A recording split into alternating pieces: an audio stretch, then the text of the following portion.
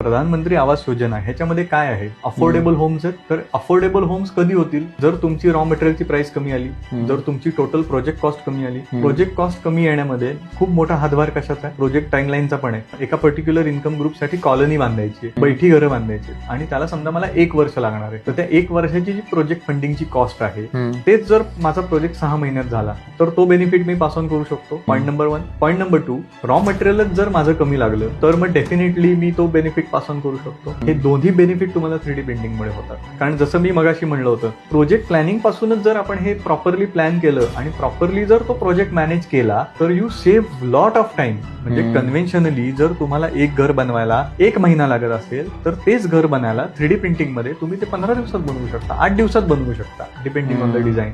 मग हा जो टाइम डिफरन्स आहे, हा टाइम डिफरन्स मॅटर करतो. 100% ऑफ द टाइम मॅटर करतो. कारण शेवटी तो बिल्डर जो आहे त्यांनी पैसा लावलेला आहे. तुम्ही जितका प्रोजेक्ट लवकर कम्प्लीट कराल, प्रत्येकच ठिकाणी if it is well planned, well design project, well executed, तुमचं सेव्हिंग हे जवळपास ऍटलीस्ट 30 to 35% सेव्हिंग आहे तुमचं.